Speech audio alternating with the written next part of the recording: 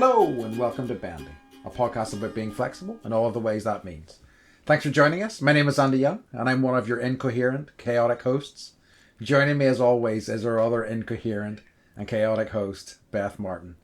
Beth, a pleasure as always. What's the crack? That's for our episode, which we were already starting to get into before we started recording, which means that I'm really excited about this. Perfect word choice. Yeah, I think that for a change, words that completely sum us up. Yeah. Right?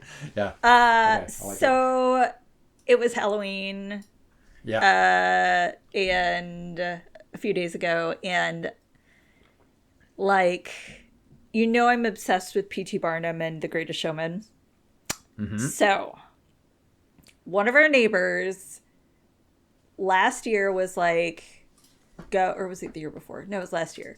Was because Harper was I'm dressed like Annie Wheeler from The Greatest Showman. And he was you should go up the street. This lady is related to P.T. Barnum. And we're oh my God. And, tried to find her. And then Charlie was barfing. We had to go home.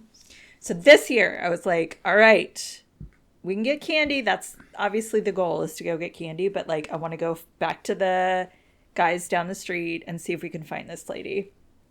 And so we go, and I'm I don't know if you guys remember, but this happened last year, and you said that, this lady lives down the street. And he was yeah. He's I'm her son, and she's his great niece.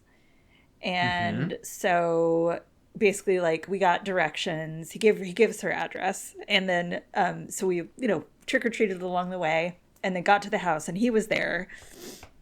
And she was oh, you're the P.T. Barnum kids. And they were yeah. And she was come on in the house. And she opens the front door. And it's the front wall. It's all photos of P.T. Barnum in the circus. Amazing. It's so fucking cool. Not only that, it's sometimes it's some people get more than their fair share of being interesting.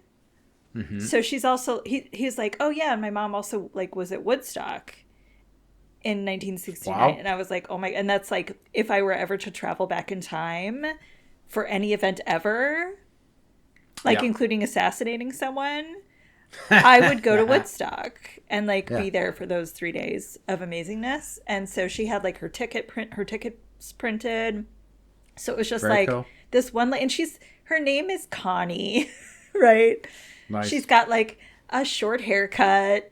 She lives in this little town in California, yet she went to Woodstock and is related to P.T. Barnum. So she gave us a book that's all about his life. And it's just, and he's her son is yeah, I've got tattoos of the bearded lady and the Siamese twins. And it's just it was the coolest thing ever.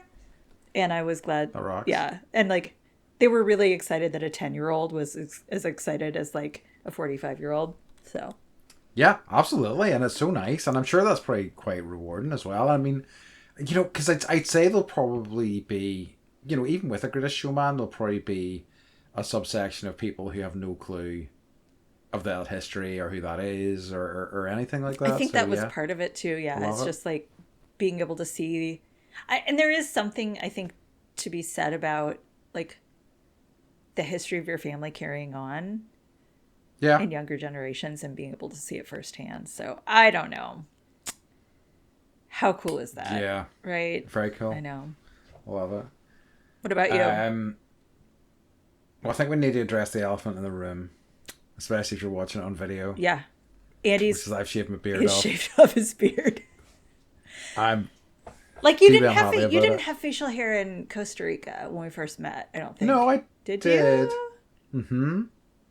I have only shaved this beard for Halloween events over the past, I would say, 10 years. Okay. I mean, I feel in my 20s I maybe went through periods of having no beard, but by and large I've had the beard throughout most of my adult life. Mm-hmm.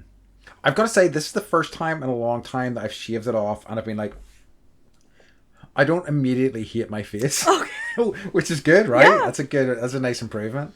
But I'm still I still definitely prefer. I think I still definitely suit a beard, and I'm growing it back as quickly as possible.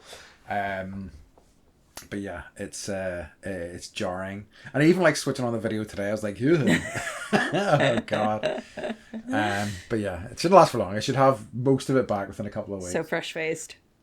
I So know. can you tell the people why you shaved your beard?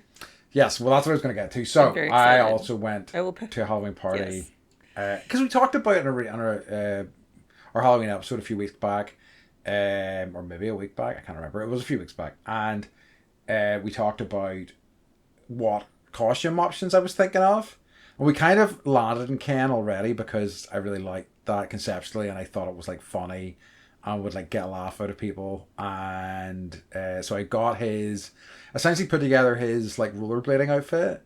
Sans rollerblades. Yeah. Sans rollerblades, yeah. I mean, like, my friend found some in like a toy store, and they would have like, they were children's size, but they were like neon you yellow could have with like red shoes. Yeah. I got slung them over my shoulders, and I was like thinking about it, and then I was like, I'm then going to end up having child's rollerblades in my house, you know, just taking up space that I do not need, you know. So decided against that, but I was still pretty pleased with the outfit overall, and it was good. It was good. It got a good reaction out of people. You can definitely like reuse that neon green fanny pack, or yellow, neon yellow. Well, my yeah, exactly, and also the like wrist. What do you call them? Warmers, wristbands, sweatbands. Thank you. And they were like glow in the dark as well, because my friend like had like a blue light, and I was glowing. But as I pointed out to my friend, I was like, I don't know how to rollerblade, but now if I do learn how to rollerblade, I have an outfit ready to go. Yeah. You know what I mean? Yeah. So even just like trying it out, you know, at like do you guys have like rollerblading like rinks? Or like skating rinks? We have skating rinks, ice skating rinks for sure. Like if you're gonna, that's what you should do for your birthday this next year is like have a roller party and dress like and be like, I don't know what I'm doing, but I look cute. Yeah. Just rollerblading backwards. It is one of the things that I have considered trying again, because I remember trying ice skating when I was younger and just being a disaster at it. But like not only do you fall, but then you fall and it's cold. Yeah, and it hurts. It hurts. It's cold. Yeah. But like I feel like I have a lot better sense of balance now and like a stronger core and stuff. So I'm considering it. But you know. Yeah, like roller parties are still a thing here. Yeah, like roller skates. Okay. Yep. Nice. Yep. It's always seemed like more of an American thing. I remember like in movies seeing like roller rinks and things like that, but it was never. I mean, certainly within my memory and in this country, there wasn't really very much of it. You know, I'm trying to think how many birthday parties, including like people's like 30th birthday parties at like roller rinks, that I've been. I felt wow. I would say at least 10. I like it. Yeah. Yeah. And like some of them have like the old organs like in the ceiling, and you're like, you know, so you're listening to like organ music, and then they do like blacklight night and that kind of stuff. And like it's a thing for like exercise for people that are like, you know, our age. They'll go to the roller rink and just kind of like. You see, like I also, you know, would need somebody to teach me who's not going to be an asshole about it. So like that kind of narrows the field a bit, you know. Right. Because there would be plenty of people. I remember like the guy who showed me or taught me how to like ski was just not a good teacher. Let's put it that way. And it was just a very demoralizing experience. Yeah. But so I need, you know, somebody who will have patience and So we'll see. Maybe. Yeah. Putting it out there. Who do I know in the world who will teach me and be cool about it? Right. You know, set your intentions, Andy. Okay. The other thing was that I am starting to plan for the choir's Christmas concert. So that's all starting to come together now. And it's exciting because we're like doing a couple of different concerts in the same week. We're doing like a larger one with a string quartet and a flautist. Yeah, I said it correctly. You did. So I'm quite excited for that. It's going to be nice. And it's like, you know, things are moving so much more smoothly now. I still have like a list of things I need to get done. But you've done it before now. yeah, I've done it before. I know the pitfalls. I know. I mean, there's certain things we are trying to change, but I think we're just going to kind of slowly move into them, rather than just kind of like make big, massive changes. So we'll see what happens. But I'm excited for it, and I think we've got a lovely selection of songs this year. I don't think I have done enough practice myself this year to kind of really be a part of the choir, but I'm kind of okay with that anyway. I'm probably going to end up comparing and stuff anyway. So, but yeah, so it's good. It's good to kind of, it's interesting. That's over a year. I was gonna say we've been doing it. Yep. Nuts. Yep. And that's something else that occurred to me. We haven't made a note of it. No. We've been doing this podcast for over a year now. So I got some reminder on Facebook maybe, and it was like, congratulations, and it was like, it popped up, was it yesterday or Saturday? Yesterday. And it was like, your memory, and it was like, we launched November 3rd of last year. So it's been a year. Good for cool. I know. Congratulations. Look at us, like, happy podcast birthday. Happy podcast birthday / podcast anniversary. Right. Go us. So yeah, I am. Because it was like it just occurred to me that, and it was like, oh, it's actually coming up this week. So yeah, madness. So actually, by the time you hear this, it'll be beyond that. But as we're recording it, it's our Yeah, it was funny. I have like some show and tell stuff for this episode, and I'm like scurrying into my room, and Mike's scurrying into his room to like each do our meetings, and I'm like, he looks at me, and I'm like, I like my job so much more than yours, and he's like, tell me about it. He's probably having to wear like a sensible sweater. Yes, that's exactly what he was. Beth, I'm not wearing that. Beth's not wearing that. We won't tell you what she's wearing currently, but it's not a sensible sweater. So I love it. Amazing. Yeah, so that's everything I have for What's the Crack this week. Do you have any what's current? I just wanted to talk about our birthday anniversary. So okay, fair enough. And like really like good. I'm just the fact that we've stuck with it for a year, and it's still fun, and it's still like my favorite part of the week. Yep, absolutely. Good job, Andy. No, we did it. Woohoo! Well, Virtual 5. And like the fact that it's also, and like granted we were doing this like pre-podcast, but I think it's inspired it. Like I probably would have come to see you like in May, and you probably wouldn't have come to see me in August. Yeah. So I mean, it's just we're seeing each other a couple times a year, which is pretty fucking cool. I completely agree. It's awesome. I mean, I was even having a conversation with a friend about it recently, and 90% of podcasts don't last. Is it even 3 months? It's maybe 6 months. 3 to 6 months. People get sad because they don't get famous right away, or like they don't get sponsors, and like I'm just happy talking to you once a week. Exactly. Exactly. So. And I think, I think that's what people respond to as well. Those are the of us. Those of you who are listening to us, so thank you so much for being part of it as well, folks at home. Totally. But yeah. Yes, so okay. I do have an occurrence. Okay. Which is you get this look on your face when I go into business mode. No, you get like excited and like something to present. and then come out with the dumbest shit ever. I know, right? So special birthday edition of Andy's Down with the Streets. I mean, like, there's no connection to birthdays in it. It just happens to land on our birthday. So right, and it's an interesting one because just a kind of background. Andy's Down with the Streets a little. I don't really kind of try to seek stuff out. It's just if things happen organically, and I'm like, oh, that's interesting. I don't want to talk about it. So. The one that I have been hearing a lot recently is the word bet. Now, I think it is for American ears, the meaning of bet, just that word by itself, is probably easier to discern than for those of us in the UK. Yeah. So what do you think bet means? For us, it's a shortened word, right? So I think it stemmed from like, I'm the wrong person to ask, but I'm gonna try really hard. I think it. Like betcha, like meaning like what is betcha? I don't know. It's I like think yeah, you bet, like you betcha.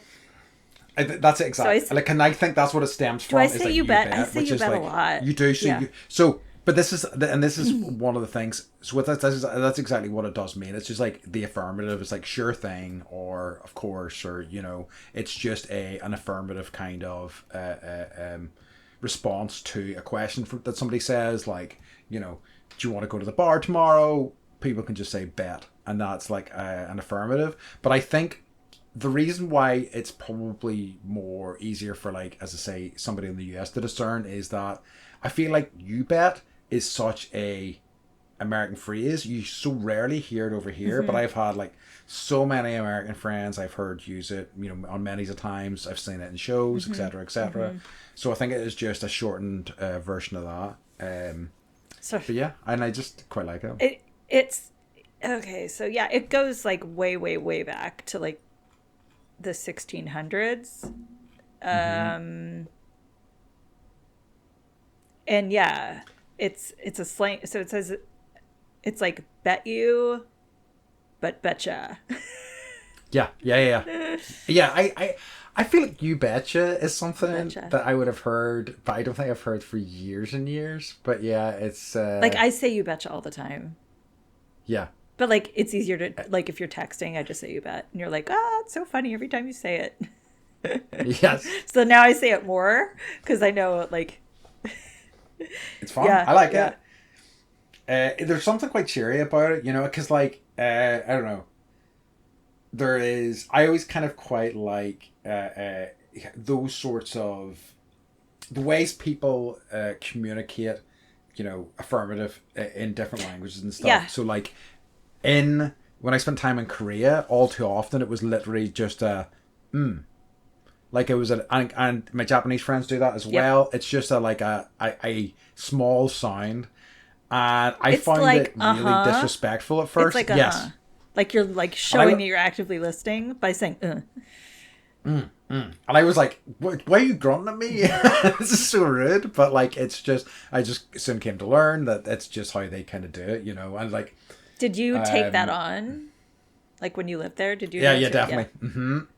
I still do it a little bit, but I'm kind of wary of doing it because I know people will sometimes like look at you funny. But like I notice myself doing it, and if I'm talking to my Japanese friend, I kind of kick into it sometimes.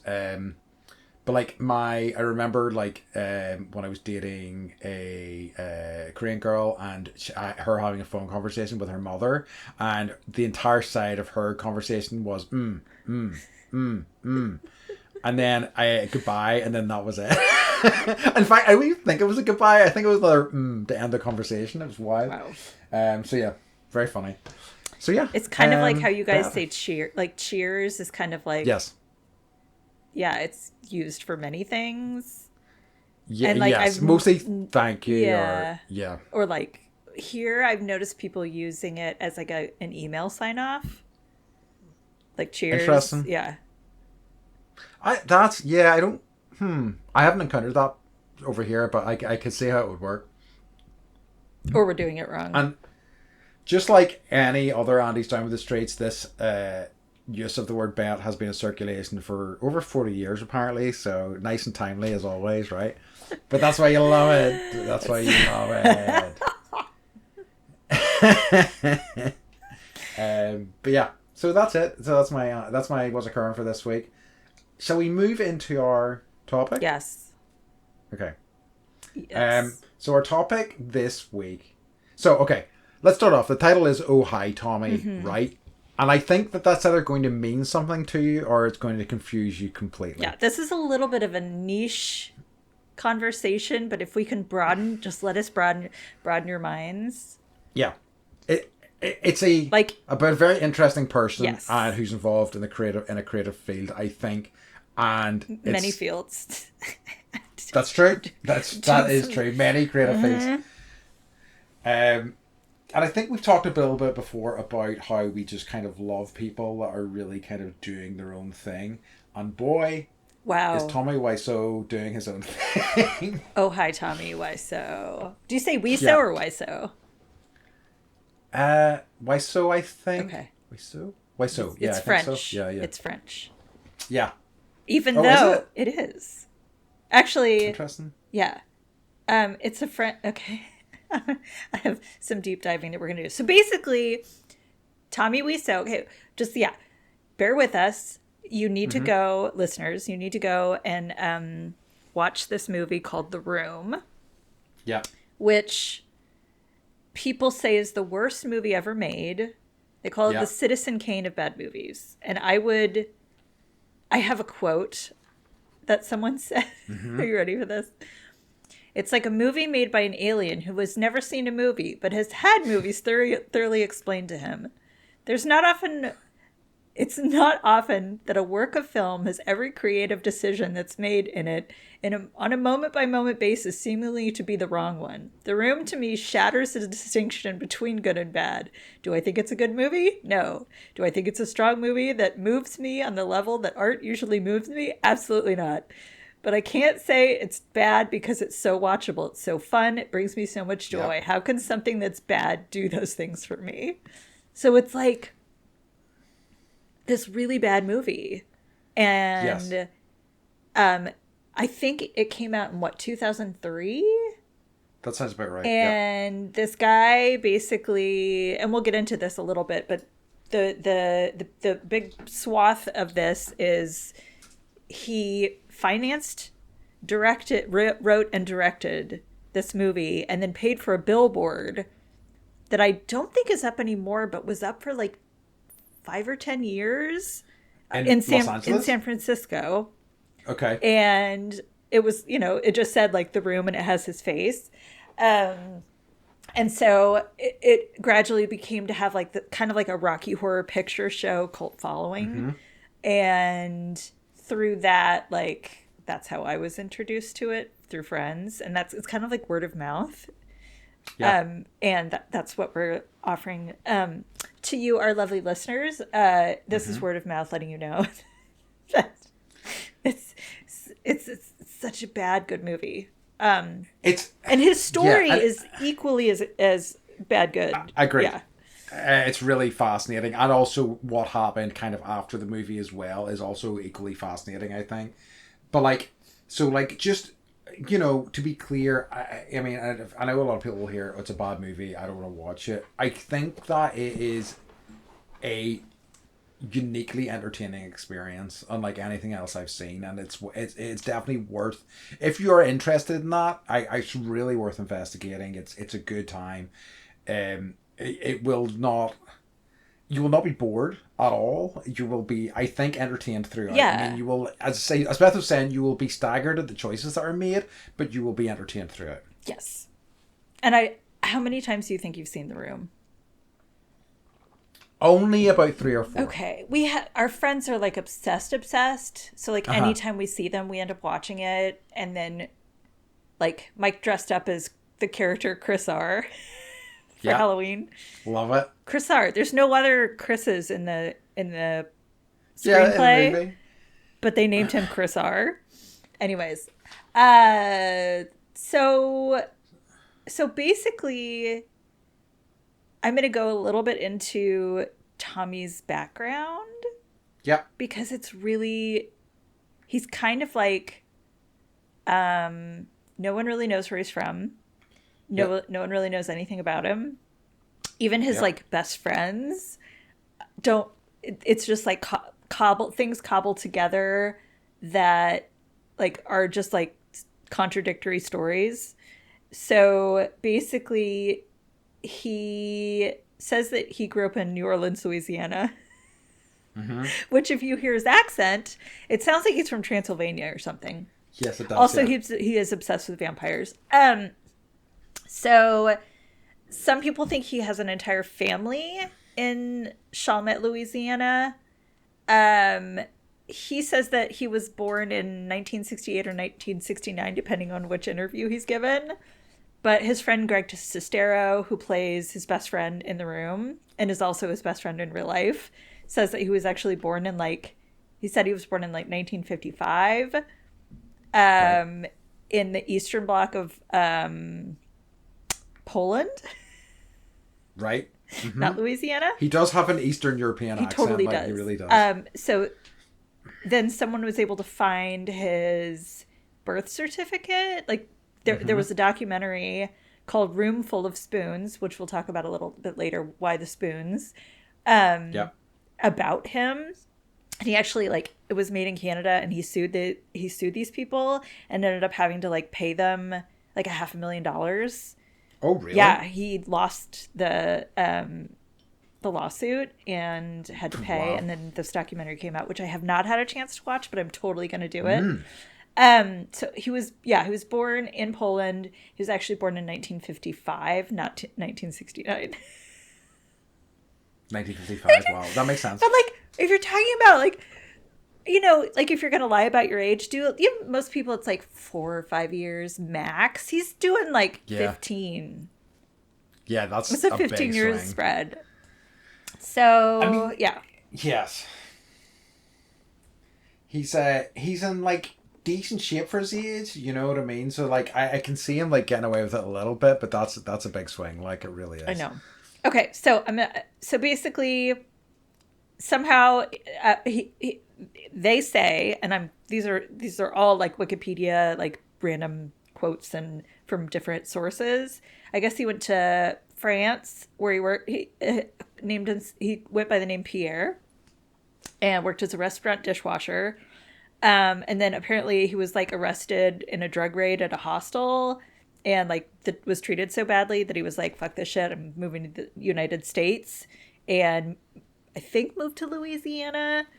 Okay. And then from Louisiana, he decided he was going to go to San Francisco, and he was like a street vendor, and he was selling bird toys from Right. from Europe, and like no one else was selling these toys, and so they called him the Birdman. And the French word, I'm gonna butcher the shit out of this. Sorry, everyone. If you're oiseau is the French Okay. word for bird. If you add a W to the front of it, it's Wiseau.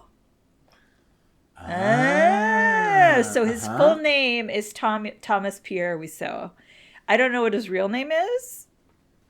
Like his natural born given name, whatever. Yeah. So yeah, and then he worked in San Francisco as a busboy, a hospital worker. He was selling those like irregular blue jeans. Yes. Like, do you see signs like "We want your Levi's"? Like he was doing that. I know a little bit about that, yeah. So then he ended up like apparently through being a dishwasher and selling jeans, he was able to build properties and retail spaces in LA and San Francisco. And that's how he was able to be So on his IMDb, there's like trivia about him, which I know it's weird. It's like he likes to drink Red Bull when he's filming. Like, so I know it's all Tommy. Yes. So, but basically the word from the crew that worked on the room is that the money that he got, the $6 million it took to make the room, Andy's putting on his, okay. Well, I'm just no, Okay. sorry, go on. There's something I'm looking for specifically. Are you look at the tag and see, No, it's the Tommy Wiseau brand. does it have the American flag on it? It does, the American flag, Tommy Wiseau basic design, Yeah. because from his clothing company, yeah. So basically, they think that he got the money either from importing and selling leather jackets to and from South Korea, or he was involved with like a high organized crime money laundering scheme. So, And this is just the guy that made the movie. yes. It's not the movie. No, it's true. So, like, there was another thing. So, I don't want to get ahead of myself, but I've read a little bit about it afterwards, and like, I've read Greg's book. Did I don't know if you? you've read it. I haven't. Yes, it's very good. Okay, It's very okay. good. And he says that Tommy, he was aware that Tommy had a relationship with an older lady who seemed to be Wealthy? very rich, and he thought that he might have got a lot of money from her for this. Yes, the book's fantastic, by the way. It's definitely worth a read. And even like the drama around the book. So yeah, Is anyway, it called right. The Disaster Artist? It is, exactly. And that's what they based the James Franco. That's what they made the film, exactly. The Francos. Yes. Yeah, he makes this film. We'll talk about it, I suppose, in a little bit more detail. But like in this film, I'll read you a quick synopsis of what the film is, okay? Yeah. So Johnny is a successful banker who lives happily in San Francisco townhouse with his fiancée Lisa. One day, inexplicably, she gets bored of him and decides to seduce Johnny's best friend, Mark. From there, nothing will be the same again. And that's not a bad description of what happens in the movie. But like he, in the movie, kind of... So he, as the picture we've painted of who he is clearly not an American, but he paints himself as like an all-American boy in it. Yes. And, so like they picture them doing like all-American things, like throwing American football around and stuff like that. That's just the setup for what the film is. So the film comes out, tell me if I'm getting myself, the film comes out, is not received the way he wanted it to be received. It becomes like, it's a bit of a failure, but becomes a cult classic, and then builds a reputation as, the best, worst movie ever made. And it almost, I think you talked about it having... Well, I feel like Rocky Horror Picture Show has a reputation as a good movie, but just people enjoy it in campy, extreme ways, right? Yeah. Yeah. And like... But people have... It was like... I think a lot of people think of Rocky Horror as being ahead of its time. Yes. Maybe not well received at the time, but yeah. Mm-hmm. And like... The Room deals... Like, you can see kind of what... If you really... dissect it. I'm sorry. If you dissect the best worst movie of all time, he's dealing with real, like, I guess that he was inspired by the movie. He and Greg Sestero were actual roommates, and they watched The Talented Mr. Ripley, and he was like, oh my gosh, like, friendship can be harmful, and like love could be harmful, and what if you put all these things together? Like that. Basically, that's how he came up with the concept for the movie The Room. But he actually wrote it as a play first, and then he wrote, and it didn't get picked up. Nobody was interested, so he wrote a 540-page book, which I want to see. Someone please send it to me. I know it's not published, so Tommy, send it to me. And then no one was interested, so he's like, fuck it, I'm just going to make it into my own movie. Sorry. And then The Room was born. So yeah, he like had a whole like he rented, because they do like movie premieres. So he had a big movie premiere. He had the big searchlight like in front. Yeah, wow. And all the actors who like, none of them, they just sent headshots, and he hired them even though none of them actually had acting background. And like it was panned. And so yeah, I think the interesting journey then is sort of watching him go from like, oh, this is a bummer, to like everyone kind of coming. It took about 10 years, I think, for people to really come around to it and be like, oh my God, this is art. And this is art that we want to like obsess about. And it became so big that it developed a whole like a system of almost like rituals that fangoers do whenever they watch the film. So there's like various kind of ridiculous motifs throughout the film. One is spoons. So in the movie, right, all the art on the walls had spoons in them. And so people bring spoons to the video screenings. And like everyone dresses cinema up screenings? and throw the spoons at the front of the screen. Yeah. There's I'm trying to remember. I remember cancer being one because like Lisa's mom has cancer. Claudette, and she's like, I definitely have the breast cancer. And Lisa's like, oh mom, you'll be fine. So I gotta show Andy this, and anyone who's looking on, I'm wearing a Tommy Wiseau t-shirt that says, anyway, how's your sex life? Which is another quote from the movie. What a great What a line. great line. A Anyway. line that a human would say to another I know. human. So I'm not going to go through all the rituals, but it has become codified in this like Rocky Horror style thing where there's a whole ritual that goes along with it. So I would just at this point like to kind of talk about my relationship to it and like my first experience with it. So I was aware of the film by its reputation, and I feel like because I looked up to see if I could find the article, and I think it was this one. So there was an article on the AV Club in Oh, 2009 wow. about the room, and I heard the name, and I read the article, and I was reading about all the screenings and stuff, and it was nuts, and I just happened to be. A few years later, I happened to be the company I was working for sent me over to London. I was in Reading actually, and I just so happened to be looking for something to do in London. I was like, while I'm here, I'll see if I can find something fun to do. And I saw that there was a screening of The Room, and it was sold out except for like single seats here and there, and it was perfect for me because I was going to be going in by myself anyway. And Tommy was going to be there, Greg Sestero was going to be there, and like I have no real context for this, so I just went in fully in the deep end, Wow. like the full experience with like loads of like ultra fans, like people coming dressed up, people throwing stuff at the screens, doing all the stuff, and like as a result, I couldn't fully absorb the movie, but it was like an incredible way first sort of experience with it. I That's where I bought the hat.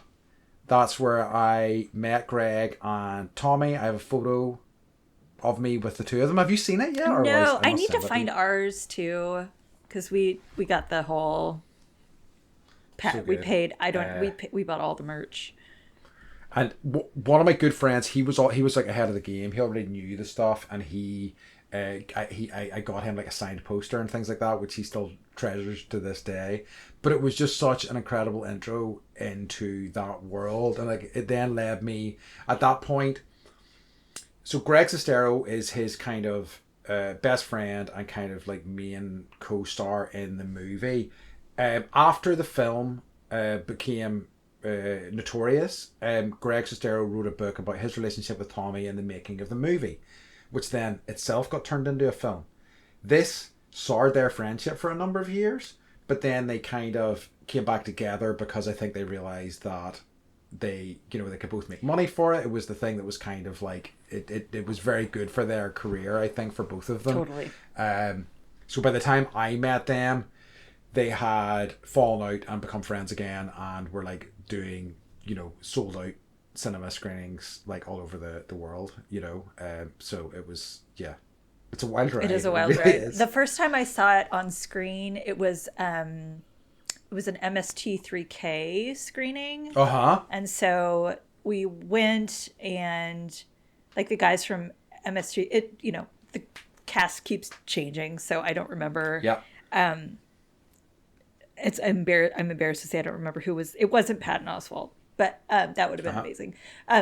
They were like they basically, instead of being there with other audience members, it was more like the MST3K crowd. It's Mm-hmm. MST3K is Mystery Science Theater 3000, and they basically sit there and watch a bad movie and make fun of it, and in Mm-hmm. very clever and hilarious ways. So, and then a friend of ours who's a hyper fan of this movie was in town, and I found out that Tommy Wiseau was going to be there, and they were doing a screening of The Room, and so I got his tickets. She dressed up like Lisa in the red dress. I dressed up like Lisa, drunk, wearing the tie around her head, and then Mike was Uh-huh. Chris R. Or no, I think he wears tux. Oh, Because nice. yes, the All American tux, right? And carried a football, and then my friend had roses, because roses are like, there are these really really notoriously bad sex scenes in this movie. Yep. And it's all like them like rolling around on like roses and rose petals, because that's Americans version of sexy. So Mm-hmm. so yeah, like Tommy gets up and he's introducing the movie. We're sitting in the front row. my friend and Mike are wasted, and she's like tickling Tommy with the rose, and he like takes it. He's like, "Thank you very much." We brought our own spoons. Like Mike proceeded to like gather the spoons and throw them back into the audience so the audience could continue to throw them at the screen. I love it. And then the two of them disappeared. And then, like, I don't know, like 15 minutes goes by, 20 minutes. And I'm like, what is going on? And I have to pee. So I go out. And, like, my friend and Mike and Tommy are just chilling and hanging out and chit-chatting. They did it for the entire movie. So I walked out. I'm like, what's going on? And he's telling us how he's, like, developing his own shampoo and conditioner hair product line. Wow. I've yet to see. It's been, I don't know, 7 years. And then how he was also making a movie about sharks in Louisiana, of which the trailers have come out. Yeah, like a few years ago, didn't they? Yes. Those trailers came out, I think. Yeah.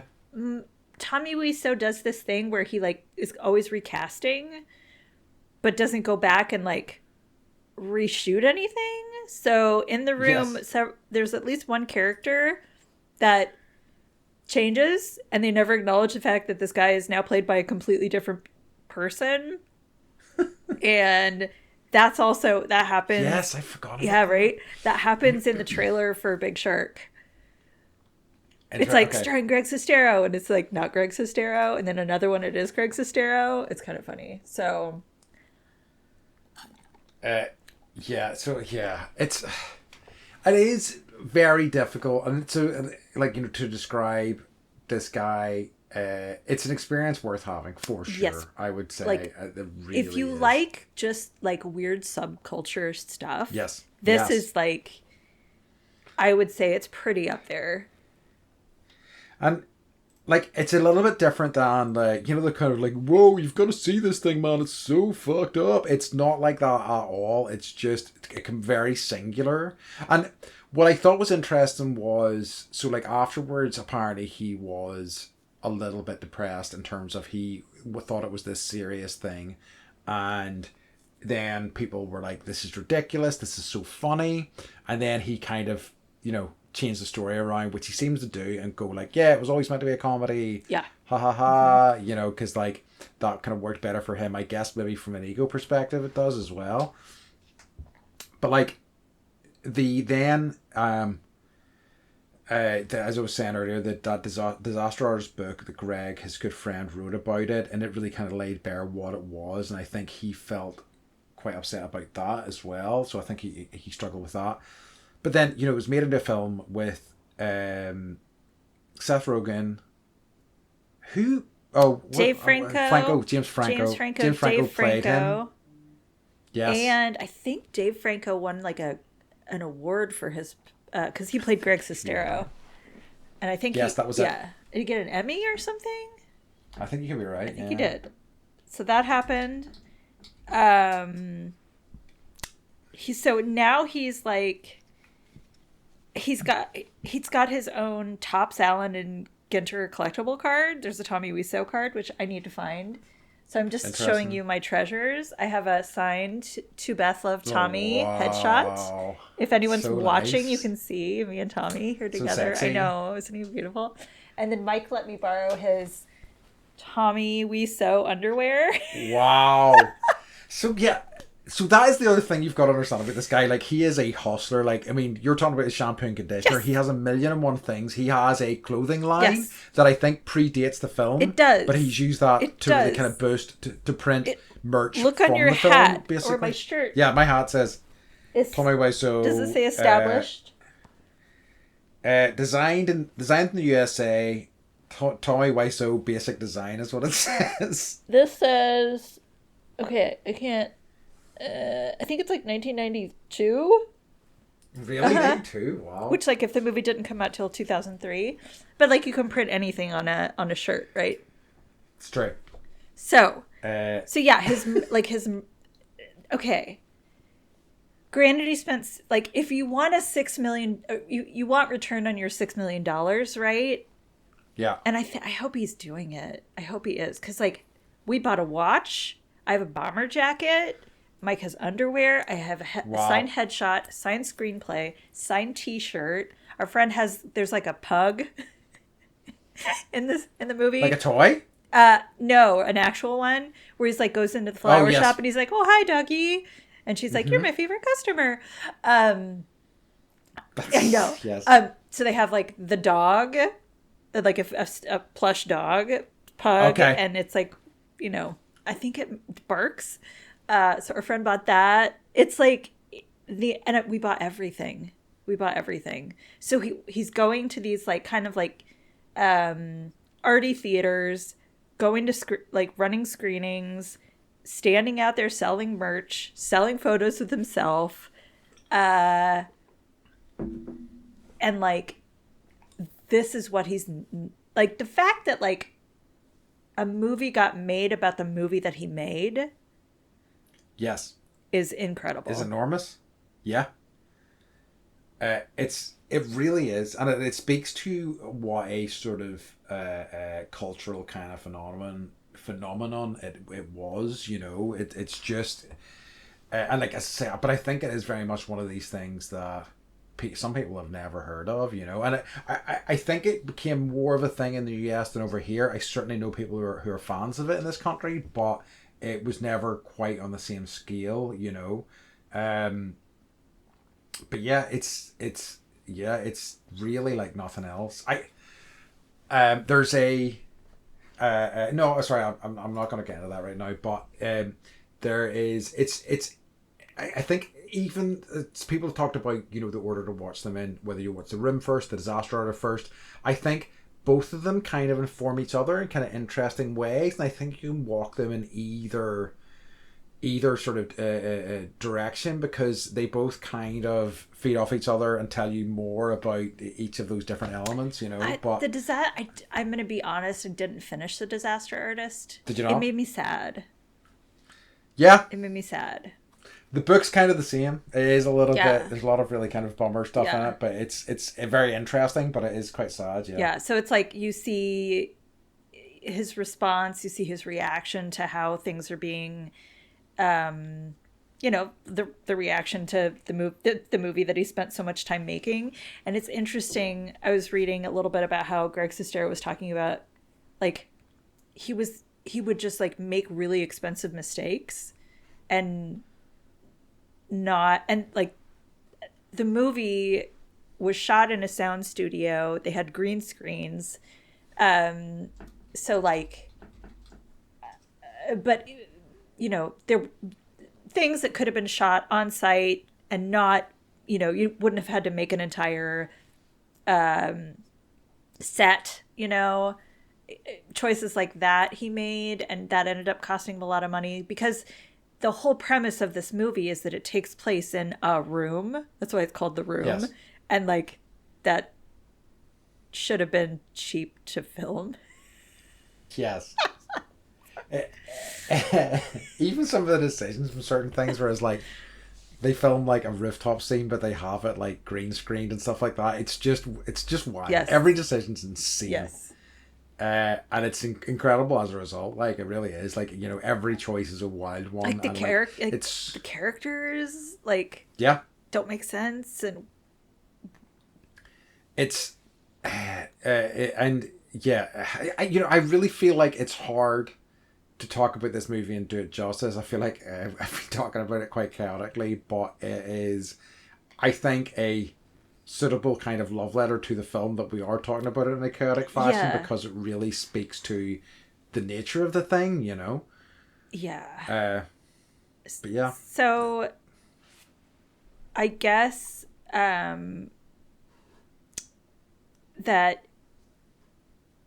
the reason that he decided, because like, how do you go from owning buildings and selling birds in San Francisco to being like, oh, I'm gonna make a film? Like, he got in a before he started acting, he got in a car accident, like a really bad car accident, and like another driver like ran a red light and hit his car, and that was like near death kind of experience. So he was just like, I want to be a filmmaker and a director, and I'm gonna do it. And it's like, talk about being completely self-made. Yeah. To the point where, everyone not everyone, but the majority of the world knows that you exist, and like, And it also speaks to how like fluid idea, that concept of art and making your impact in the world, how that can come about, and it's had he made a straightforward movie with the plot that he wanted to make, it probably would have never faded into obscurity. Nobody would ever talked about it again. But instead, he like absolutely followed his heart, made the wildest decisions you could possibly make, but they are clearly from him, fully and completely, and put that out there, and like, even if it is chaotic, even if some people call it bad, it's still incredible that it exists. What did you think of Tommy when you met him? Like, he was all business, kind of, when I met him. Like, there was a lot of people queuing up, so it was like, let's get the photo done. Let's go. Greg was nicer. But like, when I met them, I'd only seen the film. I only knew a little bit about the background of the film, and I had only seen the film that night, so I didn't have the connection that I do now currently. So I wasn't about to. And me, I'm not like a big sort of hey, let's talk. Let's I don't want to chat up some celebrity really. I would may say hello, and I love the movie, but that would be about the height of it. But Greg was a lot nicer, and Tommy was just like, let's get the photo done. What do you want to buy? Yeah. See you around. Yeah. Yeah. Like, he was wearing like bedazzled jeans. Yes. And cowboy boots, and had like a long chain connecting his wallet to his jeans. You remember that from like the 90s? And then like I remember doing that. Yeah, a leather vest, and he wore sunglasses the entire time. He didn't take them off. No, he wore sunglasses the entire time for me as well. Yeah. I am gonna see if I can find the photo and send it to you. But like, sunglasses the whole night. I mean, like, literally the screen I went to was, I believe, if not a midnight screening, like an 11 p.m. screening, and I think they'd had multiple ones that day. But yeah, I don't know. If you love art, go and watch The Room. Yeah. And like, if you love art, try and find a live screening. Like, he may be, like, he's kind of always touring, so you never know when he might be in your town. So true. And like, I don't know, I highly recommend just supporting this work and effort. And like, I think just, if you have $6 million, follow your dreams. Yeah, absolutely. Even if it's from like ill-gotten means. What a good tip. I know, right? But yeah, and it's if this at all sounds interesting to you, as I say, give it a watch. And if you know of any other like weird cult classic-y, like underground stuff that we don't know about, I'm always interested. So yes, I have one, and that's something else I was going to bring up. And I haven't watched any of his films either. So there's an actor, a filmmaker, actor, director called Neil Breen. Do you know about this guy? Mm-mm.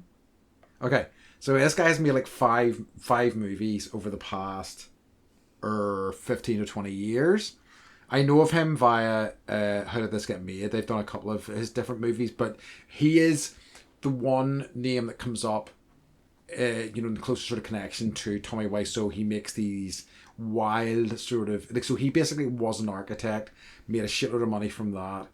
In his like late 40s, decided he wanted to make movies with him like as the sexy, action hero, and just did like fight. And apparently they are something else. And I have seen clips and stuff of them, and they look, and it just hasn't happened that I haven't got around to actually watching any of his stuff, but they are wildly entertaining. So yeah, definitely Neil Breen's another one to look out for. Okay, awesome. Do you have anything else you want to add? I don't think so. I kind of went down everything I wanted to talk about with that. But yeah, no, I'm good. What about you?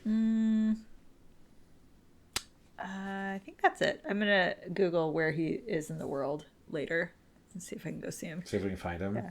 I mean, organize a trip. Yeah, he is. I will say, like, he is kind of in our area pretty frequently, just because we're 8 hours from San Francisco. This makes sense. Yeah. So when he is kind of touring with his movie, he usually makes it to where we are. So we'll make like a Bandy fan meetup for a room screening. Yeah, perfect. Great. Okay. In that case, folks, we have come to the end of the podcast, and it's time to ask our favorite question, which is, what's been bringing you joy this week? Do you want to go first? Sure. Okay.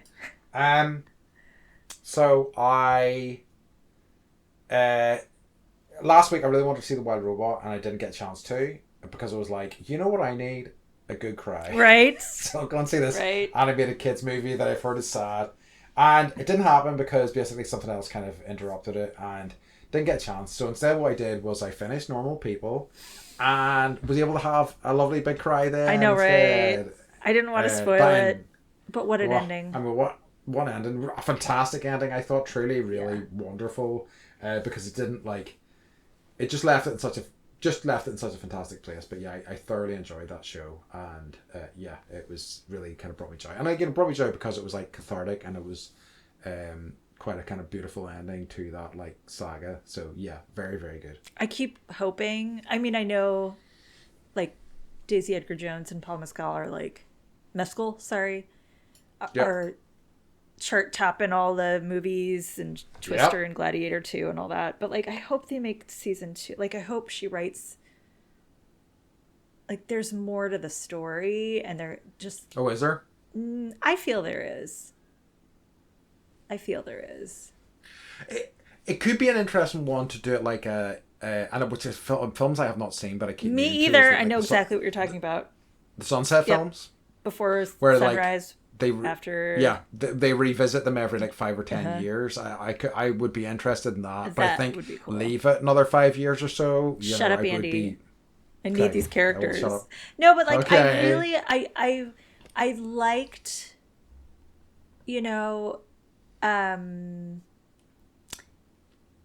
Connell's character and how flawed, and just the you can see when he's making the wrong choice, and but the fact that he reflects on it and can't see it until years later, and things that they go through as kids still impact them as they get older, and impact it was nice to see a male playing a character that wants to express themselves, has a hard time expressing themselves, and you can see when they can't, the damage that it can do. And she is able to bring out so much of who he actually is, and he can be himself around her, and it's just, it's awesome. It is. I agree. I love that. I really do. And they're real friends in real life, and so I die. Yeah, that makes sense. Yeah. No, it was good. It was an excellent recommendation. Thank you. Yeah, you're welcome. And I know it's all of course it's Irish. Ugh. It's true. We have Tommy Wiseau. He's an American. It says so on my T-shirt. He speaks to the American condition in a very real way. Right, also, it's true. In more ways than one. What about you, Beth? What is bringing me joy? I finally saw Blink twice. Ooh, I haven't seen it yet. Okay, I highly recommend it. Mm-hmm. I rented it, and I was half watching it, and I was okay, 48 hours, this deserves your full attention. So I backed it up, gave it my full attention, and it's really good. Yeah. Okay. The music choices that they use, for me, oftentimes it's the music that can make or break the movie. If the script is good, great. But if the music is also good, and it all weaves together really, really nicely. So it's good. It's good. Just watch it. Okay. Nice. Yeah, I was sad I missed it at the cinema. So, if you want to feel really uncomfortable for 2 hours, not really. It's kind of like a horror, but also has to do with Hollywood and what it is like, and the power dynamic that exists just in general now. Yeah, I'd say probably in terms of, I'm sure it came at it from a different angle, but the same way the substance was kind of about that as well in a lot of ways. Yeah. So. Cool. Yep. Love it. Awesome. All right. I think that's been good. So coming to the end, Beth, can you tell folks where they can find us? We are at bendypodcast.com. And on all, you can listen now, watch videos. You can see my t-shirt. Yeah. Highly recommend. My hat. Yeah, it's really good. I'm jealous of your hat, actually. I didn't see those there. Yeah, I would have nice, bought it. So good. But yeah, bendypodcast.com. Yeah. Tell your friends. Thanks, folks. Yeah, please do. So in that case, folks, we'd like to remind you, as always, to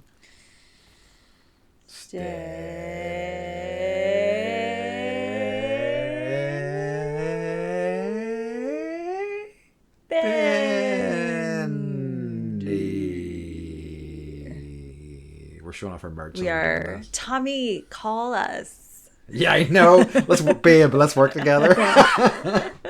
All right.